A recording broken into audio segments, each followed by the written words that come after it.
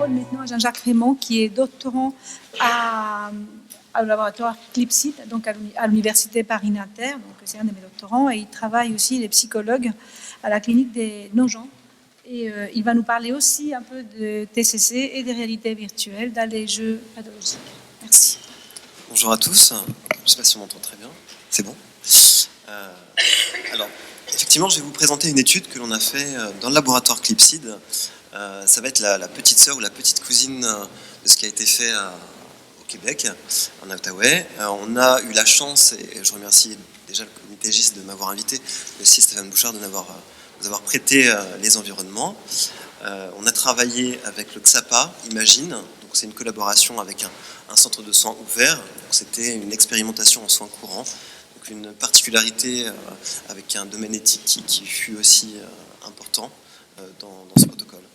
Donc je vais vous présenter voilà, l'étude pilote d'une prise en charge du jeu pathologique en réalité virtuelle.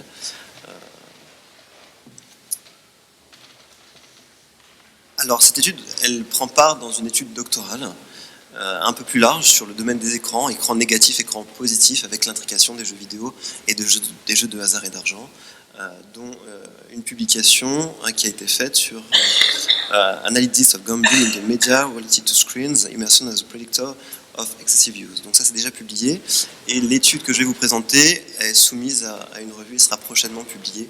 Donc vous aurez la possibilité de l'observer. Donc un préalable pour notre étude, on souhaitait en premier voir si on pouvait transposer l'étude de Stéphane Bouchard dans un contexte où on avait des joueurs qui venaient pour un soin et qui n'étaient pas dans un endroit clos. Donc ça pouvait nous poser des difficultés, donc nos hypothèses ont été relativement simples, concises, mais aussi très empiriques. La première variable qui nous intéressait, c'est la capacité à mesurer l'envie de jouer et à pouvoir la transposer dans un environnement virtuel. Donc on sait que l'envie de jouer, c'est un état psychologique, physiologique et émotionnel qui engendre ce désir et un besoin de jouer. On sait aussi que les distorsions cognitives, les pensées irrationnelles, participent à engendrer aussi ce désir et cette continuation de jouer. Oui, d'accord. Ok, entendu. Vous me dites ? Donc voilà, on sait que voilà, les distorsions cognitives vont participer à cette maintenance du jeu, du plaisir à jouer, et on voulait donc évaluer ce désir de jouer, et puis par la suite les distorsions cognitives que j'évoquerai après. Alors les premières interventions cognitivo-comportementales, on l'a vu dans le modèle qui a été présenté par la douceur, fonctionnent en exposition in vivo, en exposition in imagino. Donc l'objectif forcément était de le transposer et voir si la composante virtuelle était intéressante. On sait également que l'exposition est employée jusqu'à ce que l'envie de jouer diminue et disparaisse, ce qui correspond à nous au processus de désensibilisation ou d'extinction qui avait été évoqué par Lombray et collaborateurs. Donc nous, ce que l'on sait déjà à l'exposition in vivo, c'est qu'on essaye d'évaluer la perception de l'auto-efficacité, et aussi évaluer les croyances individuelles de l'individu, et on sait que l'exposition permet de diminuer le désir de jouer par exposition progressive avec prévention de la réponse. On sait aussi par l'étude de Tolkar en 2006 qu'une exposition de type in vivo avait fortement impacté le désir de jouer. Donc c'était notre préalable, notre étude. Je sais que le professeur Bouchard a déjà exposé cela, mais la réalité virtuelle est exposée dans de nombreuses pathologies, pour de nombreuses pathologies, notamment les dépendances aux substances psychoactives, l'anxiété en particulier, et donc c'était un point d'origine pour notre protocole. Alors je ne vais pas reciter l'étude, mais on la connaît. Nos préalables étaient aussi d'avoir une étude et un protocole qui avait déjà été réalisé, qui pouvait être transposé sur des joueurs en France. Donc l'étude de Bouchard nous a fortement aidé dans notre conception du protocole. Nous verrons que nous avons aussi 4 phases distinctes pour les joueurs que nous avons adaptées, une phase d'évaluation et de traitement que je vous présenterai juste après. Donc on a conservé pour notre protocole ces 4 fameuses séances. Bien sûr, nos joueurs sont un peu moins nombreux du fait de l'institution. Alors une autre étude qui nous a particulièrement inspiré, celle de Park, qui analysait la validité d'un environnement virtuel pour produire une pulsion de jeu. Le deuxième objectif de cette étude était d'analyser les changements émotionnels et physiologiques lors des phases d'exposition en réalité virtuelle. C'était aussi un préalable qui nous a particulièrement intéressé, et nous, on a rajouté dans notre étude l'évaluation électroencéphalographique pour mesurer cette envie de jouer, également le sentiment d'immersion, qui est lié à la présence avec la notion de flow. L'étude de Park est un peu plus large que ce que l'on a réalisé. Les expositions étaient de 40 minutes pour le coup, avec des temps de relaxation. Donc on a gardé la composante 20 minutes d'exposition pour notre étude, avec des temps de relaxation avant et après exposition. Donc on a calqué notre modèle aussi sur celui de Park. Là vous pouvez voir quelques images de l'environnement. Il est axé principalement sur le casino, donc il n'y avait pas de bar pour le coup, il y avait un environnement neutre comme celui que l'on a proposé à partir de celui de M. Bouchard. Donc toutes les variables sont contrôlables dans cet environnement, exactement comme dans celui que l'on a. Les casinos, les avatars, l'interaction, tout est contrôlable dans la description de son étude. Donc notre objectif principal était d'investiguer les possibilités mises en œuvre par la réalité virtuelle en termes de coûts, en termes d'interaction avec des patients qui venaient, parfois qui pouvaient s'absenter, en prenant compte aussi le suivi de traitement et les comorbidités. Au préalable, on a questionné les principaux auteurs des environnements, dont M. Bouchard, mais également ce qui avait été fait en France. On sait que peu de choses avaient été publiées, si ce n'est l'étude du docteur Pellissolo, à l'issue d'une conférence. Il y a eu 5 environnements que l'on avait observés en tout. On a essayé de mesurer chacune des variables et voir quel était l'intérêt pour notre étude avant de nous orienter principalement sur l'environnement qui serait intéressant pour les joueurs que l'on aurait pu observer dans le XAPA.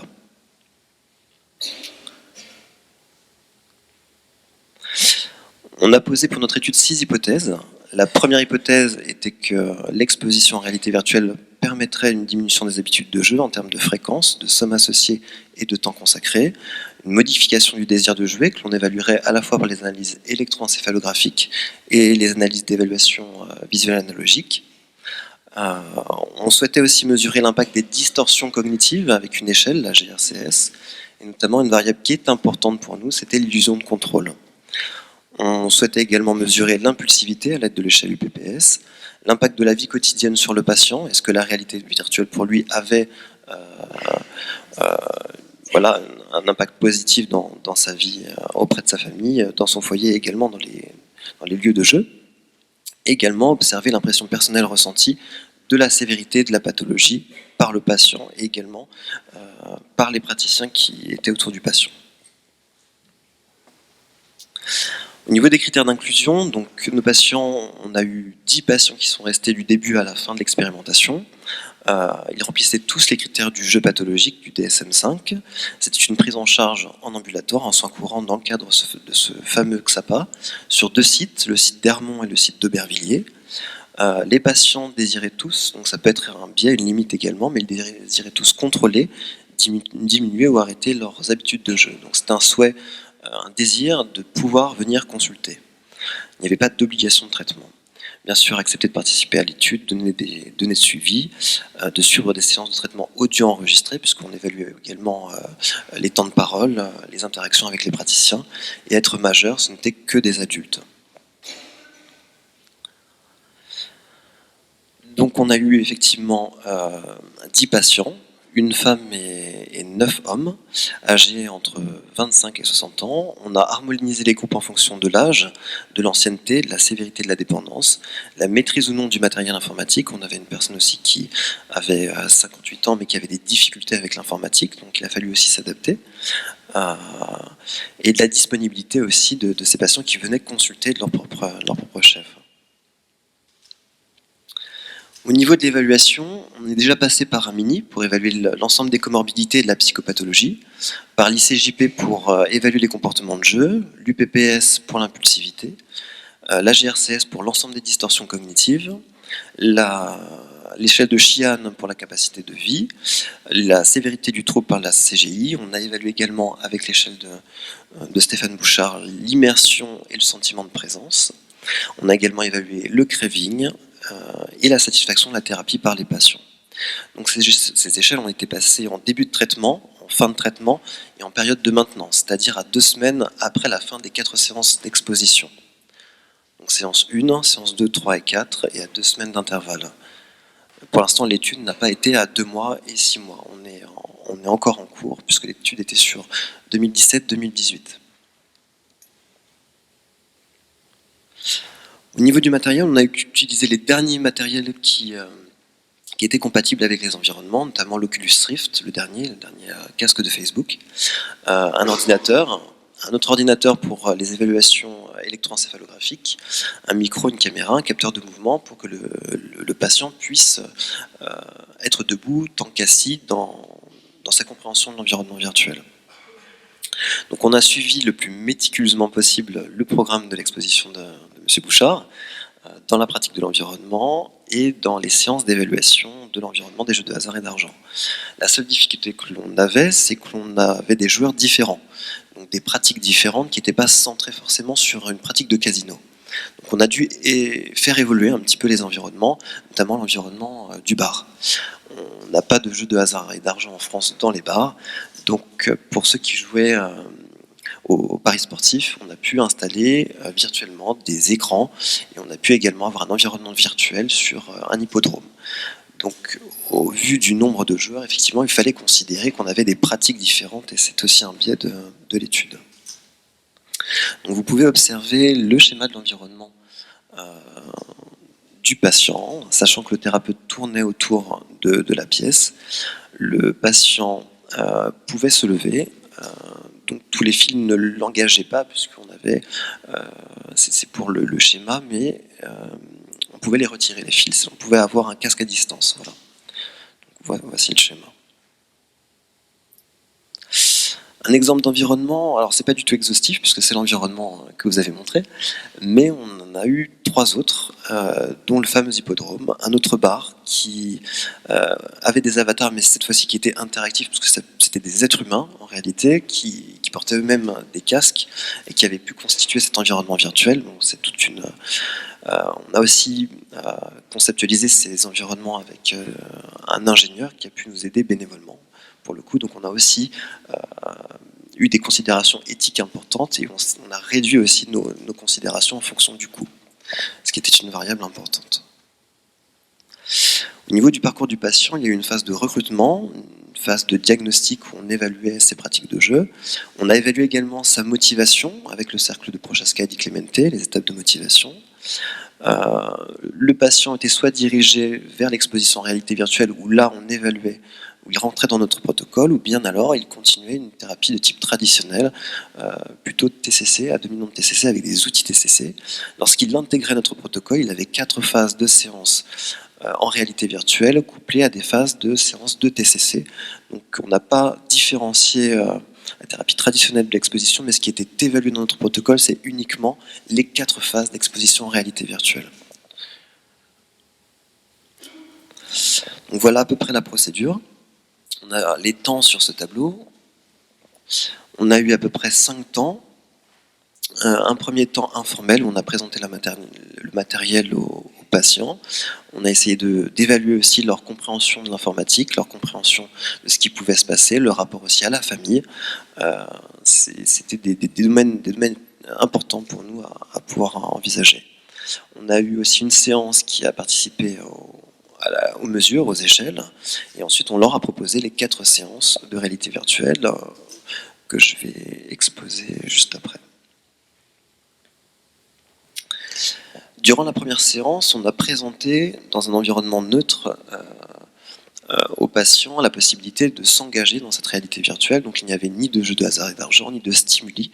On a essayé d'envisager avec lui ses pratiques à l'intérieur de cet environnement neutre. Donc c'était une maison ou un loft en fonction de ce qu'il avait pu expliquer de ses conditions de foyer. Les séances 2 à 3 ont consisté chacune en une séance d'évaluation des pratiques de jeu à l'intérieur même d'un environnement de jeu de hasard et d'argent. Et la troisième séance a consisté en une séance de thérapie. Donc c'est là qu'on a mis en œuvre les mesures de restructuration cognitive et qu'on a proposé aux patients les tableaux de restructuration.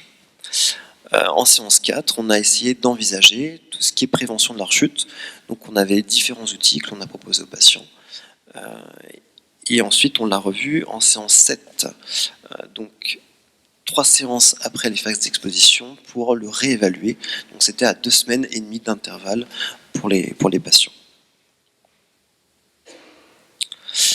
Concernant les expositions de type évaluation, on pouvait envisager donc tout ce qui est domaine cognitif, c'est-à-dire toutes les évaluations concernant les distorsions, notamment l'illusion de contrôle.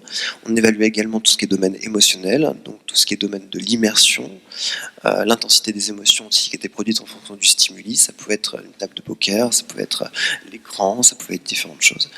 Et le domaine comportemental, c'est-à-dire les situations d'évitement, les situations de confrontation, les situations d'interaction avec l'avatar éventuellement qui était dans l'environnement. On a essayé d'appuyer aussi notre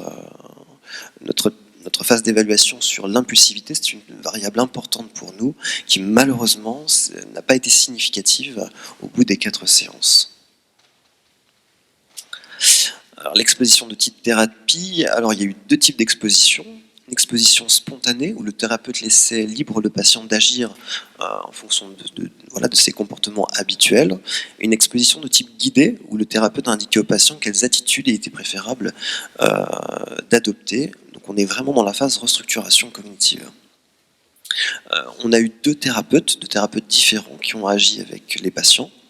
On avait un soutien très proximal de l'apprentissage des réactions adaptées, que ce soit dans les domaines comportementaux, émotionnels ou cognitifs. Alors, ce qui était important pour nous, c'était aussi d'évaluer les pensées dysfonctionnelles. On le fait apparaître aussi dans notre protocole. On l'avait évalué en amont des phases d'exposition et on l'a réévalué à 2 semaines d'intervalle et je vais vous l'exposer dans les résultats qu'on a obtenus. Je passe rapidement ce qui a été déjà exposé. Au niveau des résultats que l'on a obtenus, d'abord sur les habitudes de jeu, malheureusement ça n'a pas été significatif. On a eu une baisse généralisée des comportements, notamment au niveau des sommes misées, par rapport à la première exposition et à 2 semaines d'intervalle. Donc on voyait rapidement les sommes. Le joueur qui misait le plus, c'était 4 000 €. On a réussi en post-exposition, c'est-à-dire à 2 semaines d'intervalle, à réduire à 0. Mais malheureusement, seuls 2 joueurs ont misé davantage que ce qu'ils ne misaient avant les 4 phases d'exposition en réalité virtuelle. Au niveau des fréquences de jeu par semaine, en jours par semaine, on a également eu une diminution qui n'a pas été significative au niveau des données, mais seuls 2 joueurs également, les mêmes 2 joueurs, ont augmenté leur habitude de jeu. Donc au niveau éthique, ce qui nous intéressait aussi d'observer, ça n'a pas été mesuré, mais c'était de savoir si la réalité virtuelle engendrait des pulsions de jeu plus importantes qu'au préalable. Ça n'a pas été significatif non plus, donc les joueurs n'ont pas remisé davantage. Et au niveau des entretiens cliniques qui ont été retranscrits, les joueurs différenciaient largement la pratique clinique en réalité virtuelle de la possibilité de jouer en réalité virtuelle. Et ils n'ont pas réutilisé un casque au bout de 2 semaines. Concernant l'impulsivité, on a également été déçus au niveau de nos résultats. Les diminutions ont été observées, mais au niveau des données, sont non significatives. Notamment, au niveau de la baisse observée, c'était sur le manque de persévérance, la recherche de sensations, l'urgence positive et l'impulsivité au total. Donc la baisse a été marquée, mais ces 2 mêmes joueurs qui ont augmenté leur fréquence et qui ont augmenté leur somme ont un petit peu faussé les données, ce qui a fait que la significativité n'était pas présente. On passe pour nous ce qui était intéressant, parce que cette fois-ci on a retrouvé une significativité, c'est concernant les distorsions cognitives. On a eu une baisse significative concernant l'illusion de contrôle, une diminution totale des distorsions cognitives, du pouvoir de prédiction et de l'interprétation favorable par rapport au jeu. Donc, c'était plutôt une bonne réussite. Alors, une diminution significative au bout des 4 séances d'exposition et qui ont perduré au bout des 2 semaines après les 4 phases d'exposition, donc en continuation. Concernant l'impression globale du suivi de traitement par les patients, on a pu également observer une diminution significative, notamment en lien avec les comportements de jeu qui ont également été diminués significativement. On l'a couplé avec les analyses électroencéphalographiques. On pouvait observer, vous voyez la comparaison patient sain, patient en thérapie et patient en fin de thérapie, une diminution du cortex préfrontal au niveau de la stimulation visuelle en réalité virtuelle et par exposition in vivo. Donc au niveau des échelles visuelles analogiques, on a eu une diminution significative et on l'observait également au niveau des EEG, des analyses électroencéphalographiques. Concernant les résumés, on se calque un petit peu sur l'étude de Chrétien et Hall de 2018. Les praticiens ont observé que la spontanéité des patients était beaucoup plus rationnelle que dans leur prise en charge courante. Un atout positif aussi qu'on a pu observer en dehors de l'étude, c'est qu'on avait des analyses électroencéphalographiques, on a pu réaliser des analyses de rétrofeedback, et ça permettait une meilleure compréhension des patients, de pouvoir avoir leur suivi gradué sur une échelle. Donc ça fait pas partie de l'étude, mais c'est un atout considérable que les praticiens ont poursuivi dans leur pratique quotidienne. Ils ont également retranscrit une accessibilité plus facile aux émotions des joueurs. La capacité de verbaliser leurs émotions était beaucoup plus aisée que lors de la confrontation directe avec le praticien. On a pu également contourner certains dénis, certains retraits vis-à-vis des comportements de jeu, en soulevant certaines contradictions qui étaient exprimées lors des phases d'immersion très intenses. Les patients ont également validé les apprentissages qu'ils ont faits au niveau de la restructuration cognitive. À 2 semaines et demie, ils étaient en capacité de pouvoir verbaliser les apprentissages réalisés et valider également ce qui avait été entrepris avec les praticiens. Ils validaient également leur perception d'efficacité personnelle. Ils nous validaient par rapport aux thérapies qu'ils avaient pu faire précédemment dans d'autres circonstances, que la réalité virtuelle avait pu les soutenir dans la conservation de leur diminution de jeu, de pratique de jeu. On a pu également observer plus facilement les réactions physiques, l'impulsivité dans les circonstances de jeu, dans les casinos, dans les différents environnements qui étaient proposés, accéder également plus facilement aux distorsions cognitives que je vous ai présentées, qu'ils verbalisaient eux-mêmes de façon plus aisée, et on a pu aussi valider la compréhension que le patient a réellement des concepts qui étaient abordés au sein de la thérapie. Voilà pour notre étude, je vous remercie de votre attention.